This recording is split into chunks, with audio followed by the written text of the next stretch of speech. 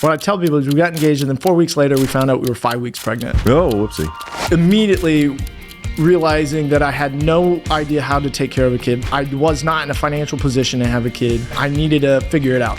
He did amazing things, but he never sacrificed family again. So he left millions on the table. If he rode that wave, I would have a very different life. I remember I looked at Casey and I go, hey. She goes, what? I said, I think it's time to move. And she goes, why? I said, it's just too good. Now you're in the hot seat, buddy. This is my podcast now, dude.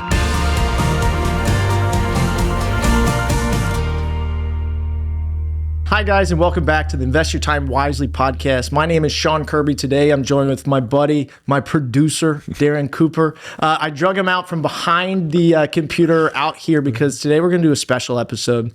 The reason I think this is special is I kind of want to give you guys a look behind the curtain about who I am, where this kind of background thought process behind Invest Your Time Wisely comes from, and then tell you about where we're going to take this podcast, take this content over the next couple of years. So, Darren, I appreciate you, brother. Dude, it's so good to be here, sitting across the table from you. I've been back, like you said, behind the cameras for a while. It's been cool to see these episodes come together, and honored just to kind of sit here and be kind of the audience like voice for you to just kind of bring out some of the gold that's inside of you.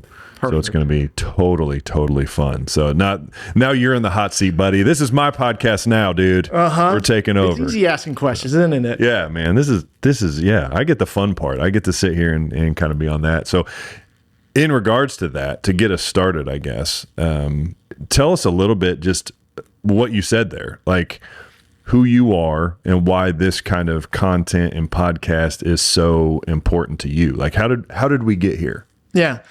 So I'll take you back, at least we'll back it up a couple years. So in 2019, I was a 22-year-old kid. I had just got engaged to a wonderful, amazing mother, wife, woman.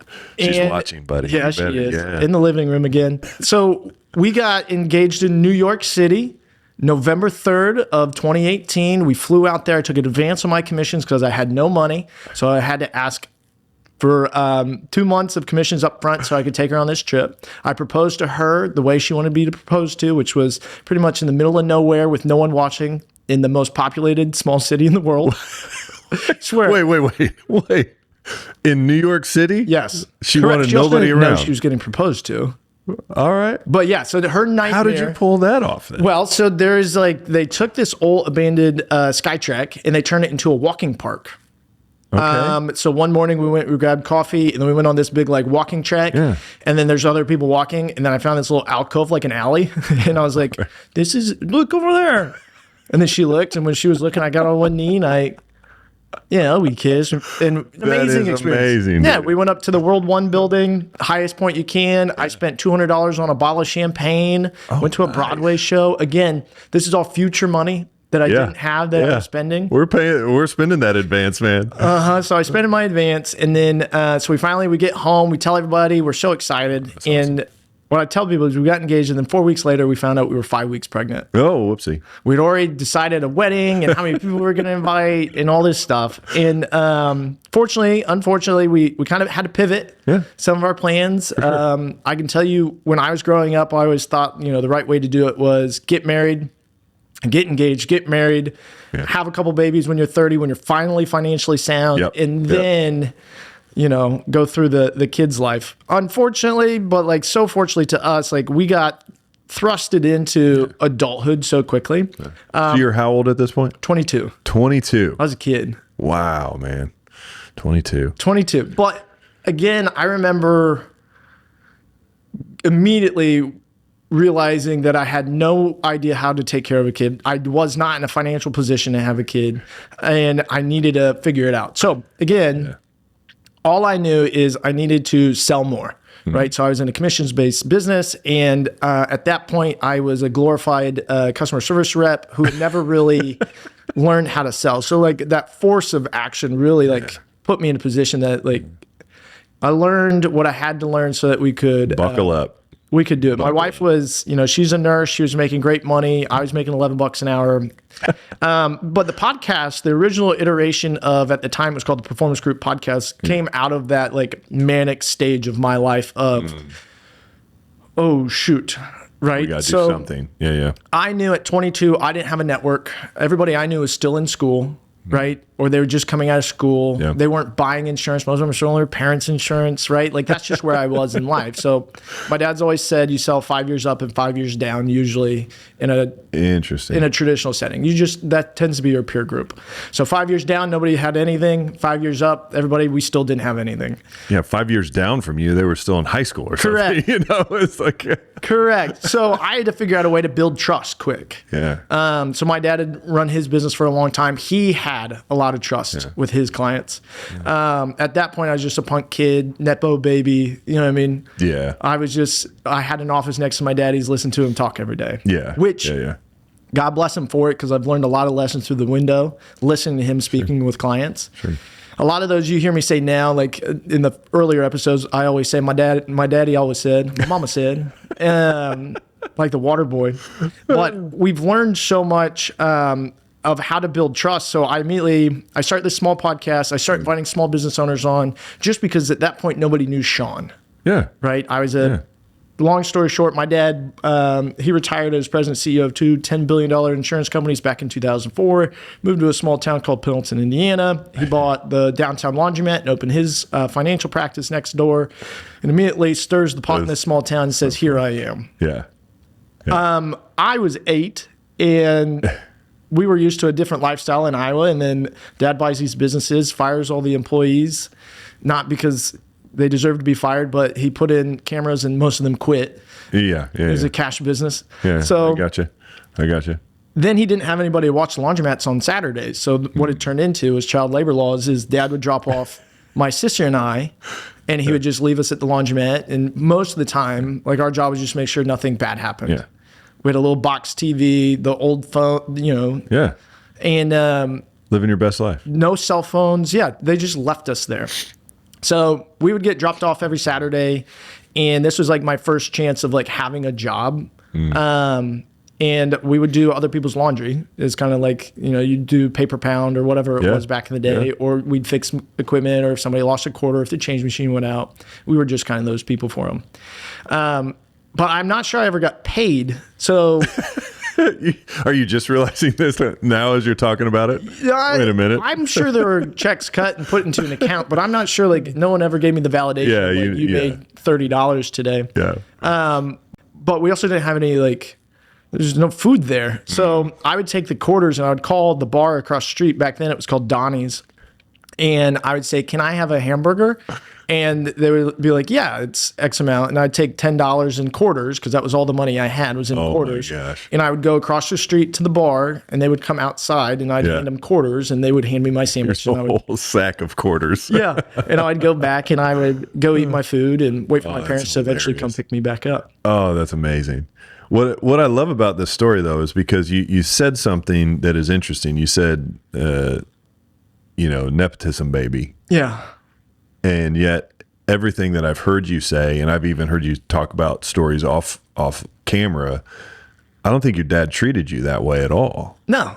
He instilled some really good work ethic and almost put you in positions to like figure it out, where nepotism really wasn't a part of that, even though, did you feel that, or did somebody say that to you, or what? No, I think now that where we are in our business today, like I've always had this like, we just had Cody on earlier and talking about like that chip on your shoulder. I've always had like the chip that I'm not that. I'm not a silver spoon. I've lived an amazing life. My dad's a great provider. We've had all these amazing things. I stand on the shoulders of giants is what I tell people. Yeah. 100. Where we're at today couldn't have happened with as much blood, sweat, tears, and capital that dad's put into it. Yeah. But yeah, I think anybody who grows up with, astounding father, which I'm sure you can relate to, like it's a lot to live up to. So fast forward, like that cute little lesson of, showing up to work and like doing the doggone thing, but also like you got to eat. Yeah. we eventually, like, Dad had built so much trust in that community over time that I needed to figure out a way to reinstill myself into it. And the only way I knew how to do it was based off the medium I liked most. So I was in like this learning, not earning year of my life, where like Ruby was born in July of 2019. So like the end of 2018, early 2019, one, you're getting ready for a baby room. Two, when you have no kids, you have a lot of time on your hands. So like I needed to consume as much knowledge, learning, not earning, as possible. So like podcasts were a huge format. Yep. As you're painting a bedroom or as you're putting together furniture, you're organizing baby clothes. Yeah. So I really took that to heart, that I was like, I like this medium. I think that this can be, no one else is doing it in a small community. And more importantly, I can get people on that I care about or don't know at all, ask them as many questions, and it's really hard for them to say no. They may not have answered my phone call if I called and asked for their business, but if I say, hey, you want to come on for an hour and talk about yourself? And they go, well, what's a podcast? I'm like, well, I can explain it to you. Yeah. Who listens to it? Nobody, but come on in. But even then, a lot of people don't necessarily think of it that way. They're like, man, somebody asked me to be a part of their show. Yeah. And that's super interesting, right? It takes a little bit of courage to put a microphone and a camera up and to have those conversations, right? But what you did was you said, hey, come on and let me talk about you. And you used it as a little bit of a lead gen, if you will, to get to know people, to build trust, like you're saying, to have conversations. And I learned a lot. And I met some really amazing people who were already in my community doing like awesome small business things. And then in 2020, obviously the world shifted pretty quick. And then that turned into a cool outlet for us to be able to get information out to the community because so many things were changing so fast, especially small business owners, PPP funds, EIDL funds, all this like. I didn't even think of that. The fact that you could educate through kind of a crazy time. Yeah, we were blessed, and it was perfect timing. A buddy of mine, we're in the same industry. We didn't talk a whole lot like during that time period, but he goes, dude, I'm pretty sure you made me 20 grand. I said, oh, what did I do? He goes, when you were coming out with those episodes, I had a subsidiary business that qualified for PPP that I didn't realize would have. No. And then, so like. That's awesome. Yeah. So like, now, as a 30-year-old, 6 years later, I can see like the other kind of like, the Kevin Bacon effect of it. Have you heard of that? Oh, yeah. 6 degrees of Kevin Bacon? Yeah, 6 degrees, man. We could get to him. We need to get him on the pod. Come on, Mr. Bacon.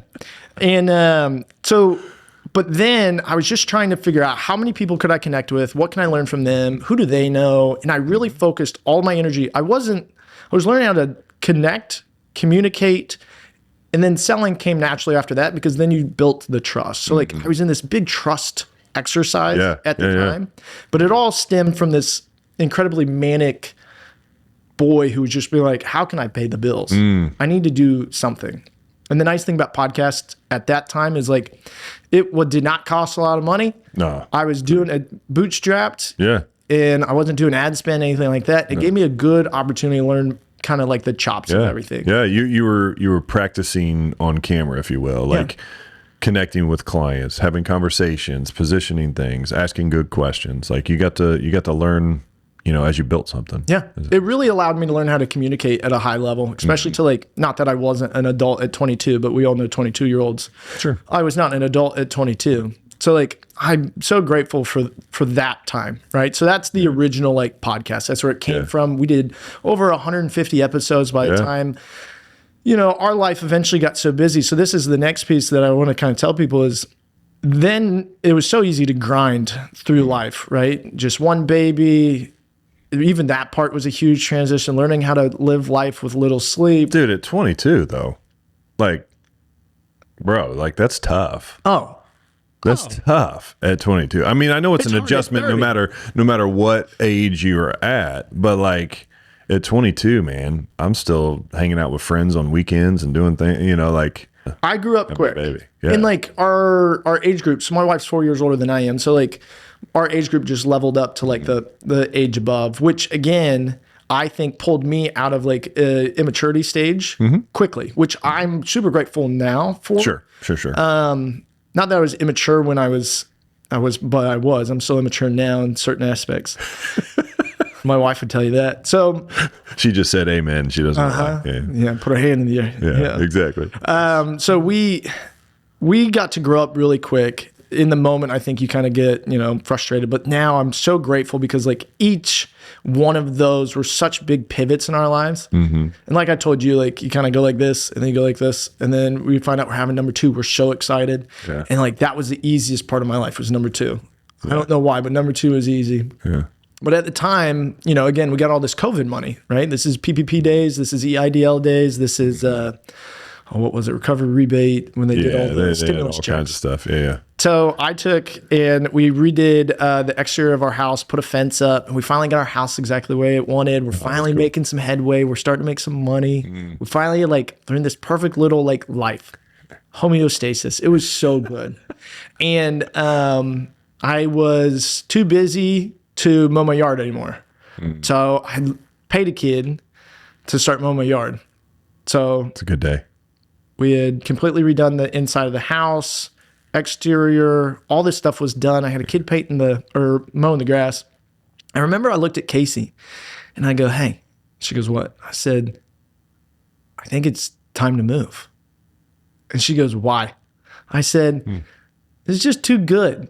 I was like, there's no more projects. I was like, we've always had projects. We've always had the next goalpost is really what it was mentally, right? I was like, we've always had these little things. We've always kind of said, these are what we want to do. And at this point, I bought my house in 2017. It's 2023, post-COVID. Market had changed significantly. Yeah. House in our neighborhood goes up for sale. More than any house had ever gone for sale in our neighborhood. It was a flip. Our house was nicer than that one. Oh, wow. And I looked at Case and I said, hey, this could be an opportunity that we may not get a comp because rates were starting to tick back up. Next thing you know, we had a tenant in a house that my wife had lived in when we had first got together. It was on 2 acres, still in Pendleton, beautiful barns, old house. So he had been paying us rent for 4 years. So we say this. I said, why don't we go on this? We were going on a trip to Scottsdale. I said, we'll go on this trip and we'll think about it. Tenant called same week, said, hey, I'm not going to be able to make May's payment. He said, I'm going to have to get out of the house. He said, I'm moving out already. And I said, oh, okay. So at the same time, this property we already own that also had appreciated value comes up for it's going to be empty. Our house has hit peak value, probably still the peak of what it was then. And I looked at Case. I was like, when we come home, let's talk about it. So we finally would come home. And my biggest thing was I just wanted the girls to have chores. Mind you, Ruby was 3.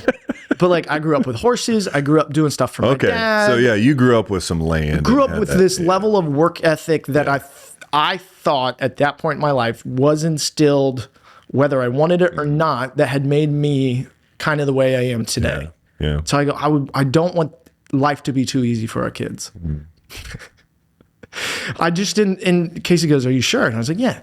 So we eventually make the decision when we come back that we're going to move into a camper in a block garage next to the house, sell our primary home, and then we're just going to figure it out and remodel. You have 2 kids at this point? 2 kids, yeah. 2 kids. 2 kids.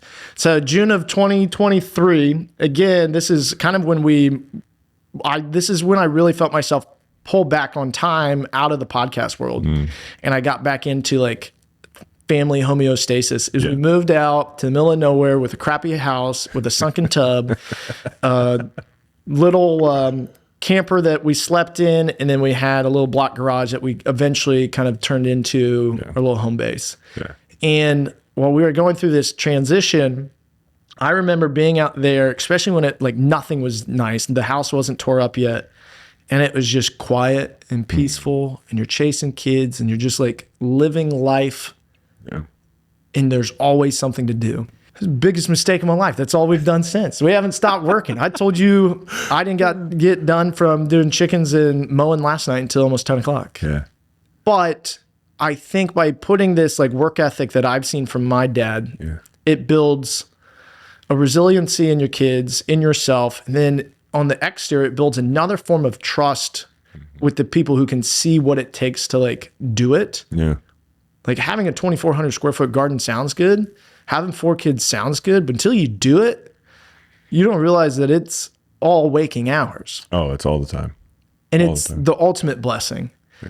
And is that where some of this, all right, we have this podcast now, Invest Your Time Wisely. It's having conversations with those that are kind of in that place that you're just talking about there of, oh, we're building something, we're doing something. It's not just get lost in work, make billions of dollars and ride off into the sunset, but it's the work ethic that we can train our kids in, that we can then, help our communities with. Is that where some of this like passion stems from, you think? 100%. So last year we went through a big brand change, and when we were going through this brand change, like I obviously, we went from 2 kids to then 3. The third one was born not in the camper, but she came home to the camper.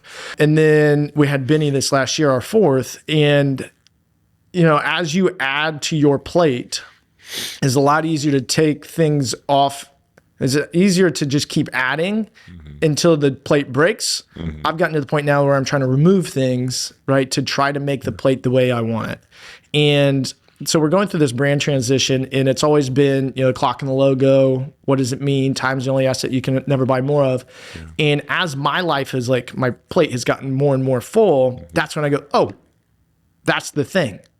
That's, we talked about it with my, the goal sheet, right? I sent it to you the other day. Yeah. I put that I just want to achieve peace. And I realized that like that peace is only found with how you spend your time, right? It's not the quiet moments of where you're like, oh, it's peaceful, right? It's the, when you don't have your kids at home and you're sitting around, you're like, this isn't peaceful. But when your kids are home, you're like, wow, this is crazy. But like you can find peace in it. Yeah. And so like, as I've worked with more and more business owners in what we do, I can see these men and women getting pulled, right, from every different direction. But they're doing it all for their family, they say, but they're not redirecting that time towards them. Yeah. So all this is, right, this whole podcast, this whole premise is to give people the whole picture, right? And I think a lot of that's been through our walk with faith in 2025. Sure. Both my wife and I were baptized in 2025. We go to Traders Point, which is the same church as you. Aaron Brockett, please come on the pod. And I'll send him that clip. And as we've gone through this journey, it's opened up my eyes, I think, personally, that I just want to live a life worth living. And a well-lived life, to me, it does have, money is a resource, but it can't be like the idol of it. Yeah. We have to be able to split that atom and look at where we want to spend our time. And like having Cody and talking about efficiency, and like you can micro dose it down to the minute if you really want to. And with 4 kids, you kind of have to. And that's just kind of the sprint you're in. And now I'm just in this like whole big reframe of be where your feet are, spend time with the people you love, read the word when you every single day, and then just try to bring that to everyone else. And this is like, this is my great commission, is like, how do we help people live better lives to more fulfilled lives? Yeah. And not feel so stressed out by like worldly things. Yeah, man, it kind of speaks to the idea of like, I even think of this in my own life where it's like, my task list that I have every day to either do business stuff or personal stuff, right? Like I almost try to get the task list done where I miss the task that I'm actually doing. And I almost hear that in this sense of you go, hey, you can go build something really beautiful for your family and miss the family in the midst of it all. And you're going, man, no, we gotta level this playing ground. We gotta kind of get to a place where we're showing people that reality, that they can't just go invest their time in these places and miss the whole goal of what they're trying to do. I mean, dude, that speaks to me, because I'm sitting here going, crap, how many times have I done that? Where it's just like, I've missed it. And so I think you're just highlighting that for folks, just going, hey, don't miss it. Be where your feet are. Be where your feet are. Invest that time in there. Where does that stem from for you? Is that upbringing? Is there a story that comes up that? Yeah. And I think it's, so like right now it's just so interpersonal into like where we're at in our lives. Right. But I could say right now, you look at my dad's story that he told the other day. The thing about kids is they don't realize it. They don't understand the sacrifice side. You're always sacrificing something, right? So you're either going to sacrifice time with family or you're going to sacrifice work, right? That's just the way it works. Yep. In 2004, when my dad retired, He was working, traveling 50 weeks out of the year. And if you were to ask me how like my 1 to 8 year old life was, I'd tell you it was great. I couldn't tell you a bad thing about it. I couldn't tell you a whole lot about it. You know what I mean? Don't remember a lot. We were kids. Yeah. And then the life we had after, even with as many, entrepreneurial, visions and dreams that he had, he did amazing things, but he never sacrificed family again. So he left millions on the table. Yeah. Back in 2004, they weren't getting paid like they pay CEOs today. Sure. If he rode that wave, I would have a very different life. You'd be that Nepto baby then. At that point. I would have been living a very different life. And like, I think that he made the conscious decision as an old farm kid that he wanted to be with his kids. Yeah. I think he made that original time decision. Never missed a baseball game, came to everything. Yep. He diversified his portfolio into a lot of things so that he could have revenue streams. So that way he wasn't beholden to, I have to go do this today. He was never put in that position, which is great because then he was able to invest all that capital that he did have and then redeploy what was most valuable to him, which was time, right? And again, until you and I sit down and I hear his story for the 5th time, it's so late that you can like look and be like, I'm grateful for that. Yeah. Because we did. We went to baseball games. We went to all the sporting events. He never missed anything. We did to the lake all the time. Yeah. I think that modeled how I want to be able to control time. The problem with that is like I come in immediately like I need more income, so I keep starting to break stuff, hire people. We need more revenue, and he's like, "Man, you're kind of screwing up a good thing for me."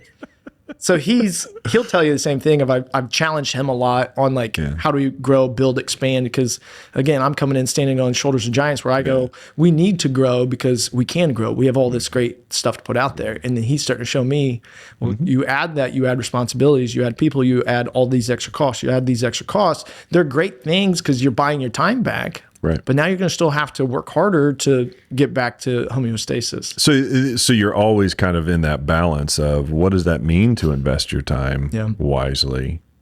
Sometimes it means growth. Sometimes it means pulling back. And it's finding that balance. How do you find that in the midst of you trying to secure yourself in this thing, right? Grow this thing to be something that's sustainable for you and what you envision. But then you're also watching your dad go, hey, you got to play that balancing card. How do you find that balance in the midst of it all? I think it's hard at this stage of life, you know it too, especially with where the kids' ages are, because it's a firefight. Like every day is a firefight with just like little people with new emotions and different nap schedules and all this stuff. So I would say that like the best way to do it for us has been structured bedtime. And like we're 7:00 bedtime people, have been from the start with, and like our olders are just getting past that. But it allows me and Casey to like reset where we are. And then she is a very honest, open Enneagram 8. You can Google that. That means that she'll tell you how it is, and she doesn't want to wait. She'll tell you right now. And by having such an amazing partner who we don't agree on everything, which I think is healthy. Yeah. I think it's tough to be in relationships where you agree on every single thing, because I love to be challenged as much as I hate constructive criticism. So like, but her ability to challenge where I'm at, because I can get, I say the word manic, but like I get very steadfast on where I'm going, that if she doesn't redirect me quickly, she knows she'll lose me for a couple months. So like, interesting. But it's been this constant, when I was coaching, when I was doing all these other things, like my time was always invested elsewhere. Yeah. And then as you just keep adding that plate, sometimes you're just gonna have to pull off some of the things that no longer serve you and serve your family. And it's just this continual pursuit. So like by adding faith to the plate, I think by just adding that one single piece, and that's the center dish, it has allowed everything else to just make more sense. because you're able to put that into all the things you do. Yeah. And then by putting that as like your main frame, or like, I won't call it, but like your lens. Yeah. Right. Your lens. Yeah. If you're looking through that lens, then it changes the way that you interact with everything. Yeah. Changes your perspective, I think, on that front. So, yeah. So that's been a huge piece for us. Yeah. That's really good. That's really good. I know that everybody's life who's listening to this will be at different stages. Obviously, little kids at home is a different stage than if you're empty nesters, or if you don't have any kids at all. So everybody's, quote unquote, balance is different. I mean, I don't know if you ever really achieved balance. Do you think? No. I'm at the age now where I don't think I'd want it anyways. That sounds boring. It's kind of like when we decided to move from that house because it just got too easy. Yeah. I think humans were put on this earth to work. And work is a relative term, right? Like you can go to work and do a job, but if you come home and you don't continue to work either on yourself spiritually, mentally, physically, or work on your relationship with your spouse every single day, or work on how to make your kids better every single day. And if you don't work on, the reason that like we have this pride of ownership and like property is because I think we're designed to want to make things better. Yeah. And that's what kind of pushes all of human society. But yeah, I don't have to mow my yard at 10 o'clock at night, but I don't have any other opportunities with the time. But, we're getting ready to have 4th of July. So like, I need to get this done. It's going to be hot the next 4 days. I don't want to mow when it's hot. So let's just get it knocked out. And like, you just got to do what you got to do. Yeah. So like, we keep putting challenges in front of us and we just keep working towards a goal. That's really beautiful. My brother always says he thinks about what he calls Looney Tunes theology, which is like when we die and go to heaven, that it's like we just sit on clouds with angel wings and don't do anything. And he really kind of pushes back against that theology. And I think we see that in the work that we do here now, is that we have this ability to work and create things and make the world a better place through whatever the work of our hands is, right? And so that's where I almost hear you saying that a little bit. You're like, I don't want to just kind of become, lazy and sit on the cloud and phone it in. Yeah. I want to build something. I want to do something. I want to be with my kids, help them be, good people as they raise. And that's almost what I'm hearing you say in that. 100%. They're like my mini little project files. I mean, like at the end of the day, I'm put on this earth to hopefully perpetuate whatever goodness I can into the world. And whether that's with my kids or my spouse or the people I get to sit across the table from. Like, I just want to be able to put good in, because I think good perpetuates to all the other things. That's another compounding, factor to life. Yeah. So that's cool. Yeah, it's a blast. That's good. But that's kind of where we're at. So the Invest Your Time Wisely framework, the book, all this stuff that, like, again, every kid I've hit this like manic stage of like, here we go again. That was part of the reason I like having kids. That's why we have 4, is like every time I get this big next like level up into my like life. Interesting. So I wrote the book probably for the month before Benny was born, because part of it was like I was going through this big like introspective thing, trying to figure out, we were doing the brand change. We were really harping on this Invest Your Time Wisely. And I was like, I don't want it just to be another logo. No. I want it to be the thing that we tell people we do. Embodies who you are. So I wanted it to be more than a clock. I wanted it to be more than that. I wanted it to be this mental framework of, over the years, my dad's had a gym in our house since I was a kid. And the reason he's had a gym is because I think your kids model after what they see. Yeah. So a object in motion tends to stay in motion. If your kids can see that, then your kids are going to be more apt, more into that form of piece, right? I've had a gym in my house since I was, 23. And having the ability to go and open the garage door and let your kids see and grab weights in like those little pieces. I've gotten better about this recently, is the kids always want to watch TV, but like I'm always on my phone. So now I'm grabbing a book and I'm sitting down and I'm reading when we've got a minute to hopefully kind of lead my family towards good. I'm going to grab Junie B. Jones, or Poppy is reading a book upside down because she can't read yet. And she's just looking. But she's at least trying. But I just want to model those things, because like control the controllables, be where your feet are. Like I just want to start to do that in all things, and it is this constant battle. There is no perfect. Right. And your kids will scream and cry in the car, and you will raise your voice and tell yourself you won't do that again. And then you will pray that away, and then you'll be at a Culver's, and it will happen all over again. Were you in my car yesterday? It's tough. So it's these things, you know, whether it's the people we work with now, like you see a younger version of yourself where you're like, I think you can be anything you want to be.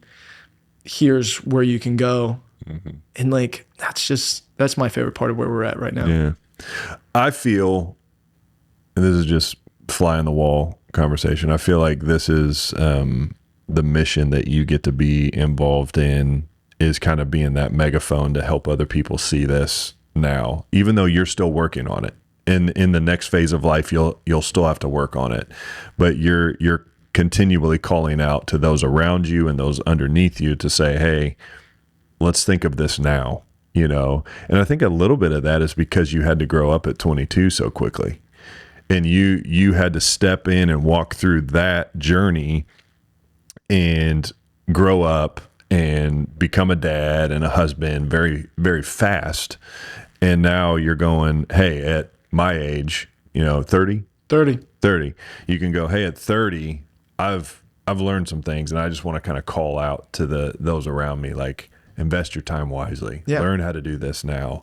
It will be a lifelong journey, but it's a journey worth walking, is kind of what I'm seeing from this side of the table. Yeah, 100%. We're all doing it together. And I think if you've ever been on like a sports team, so like I, coach wrestling, it is a very singular individual sport, sure.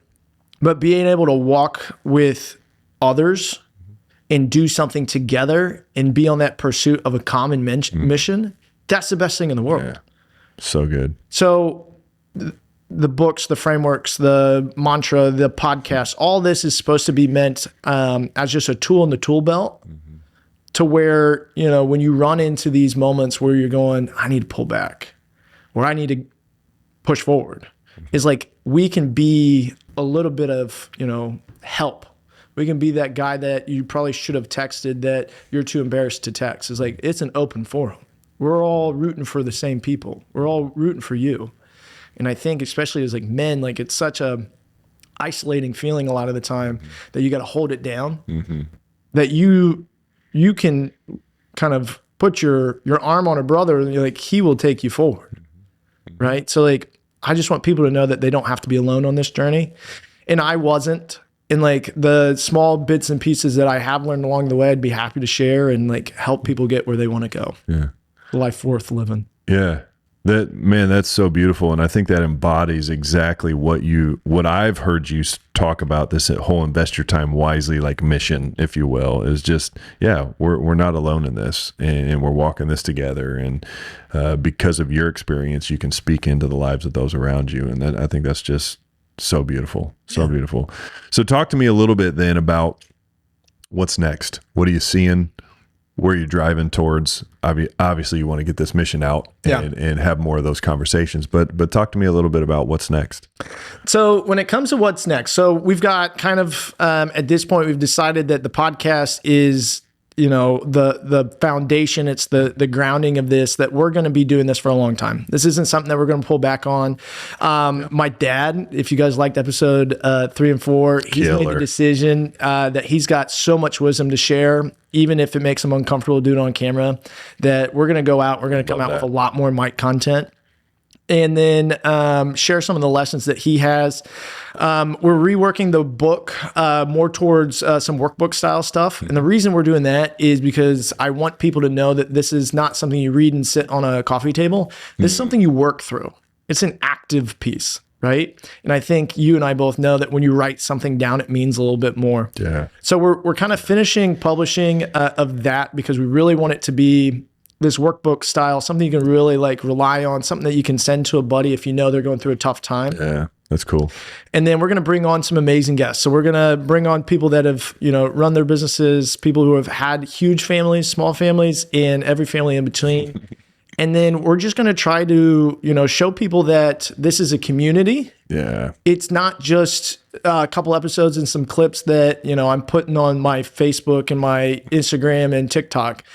those things are important to get people to like the mission. But like we're trying to build a crew. And then through that crew, we're trying to connect people, let them know that they have other like-minded individuals that they can rely on. And then we can all kind of like grow on this journey together. Sean, I love that mission. I love that heart, because I think that, I've obviously just been behind the camera for the last 4 episodes, just watching this start to unfold. And I do think it's just the foundation of all of that. And it's so cool to see. I mean, even your dad, if he's going to, and I love the fact that you said he's going to kind of have to be, punch fear in the face a little bit and get in front of the camera, but he's lived a life worthy of sharing ideas and things and his perspective. And I love the fact that he's going to get a little bit uncomfortable. Yeah. Almost like what you said, it's like, we're too comfortable in this house. We got to do something else. And he's at that place going, this is a little bit uncomfortable, but I got to share these things. Yeah. And he's going to help a lot of people that way. Same with you in these conversations that we're having. So this is absolutely beautiful. So my last question to you is, before I let you wrap this up, because you're the host and I'm not, I'll let you wrap this up here. But is there anything else you want to share about this idea, this perspective, this mission that maybe we haven't touched on yet? Great question, Darren. I would say this. I've laid out kind of like my story. I've laid out a lot of opportunities for like where our clients are in this. I think that the most important part to know about saying you need to invest your time wisely is not that you're not doing it wisely now. It's that all it is the consciousness to know where your time is being spent and allocating that to where you want it to be most. So when I say that is, we're just trying to open people's eyes to where they're already spending their time and then helping them focus on what they want to do most. Our job is to help people get to where they want to be. Most people, they say they want this, but I don't want them to wake up and realize it was not the thing they really wanted most. So let me do this, because you won't do it. Performance Financial. How do people get connected? What's the next step? What are those things? Tell me a little bit about that. Yeah, you can go find us, performance.financial. You've got all sorts of information on there. We've got blog posts. We've got ways to connect with our team there. We do tax accounting, financial advisory, property casualty insurance. We own 2 laundromats, all sorts of stuff. We can do your laundry for you. We have no attendance anymore. My dad will do one more pair of farmer's underwear. You heard it here. Clip that. Send it to him. And we do a lot of things, but most of all, we help entrepreneurs, business owners who are trying to invest their time wisely by taking things off their plate that maybe don't always make sense, rely on professionals, and try to help people get where they want to go.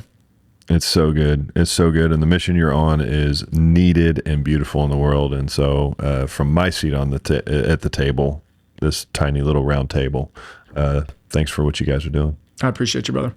All right, guys. So feel free to check us out online. Keep watching these episodes. Please like, subscribe, share with your friends. One of those is just as good as anything else, even if you guys don't decide to book a call. We appreciate you. We love you, and God bless you.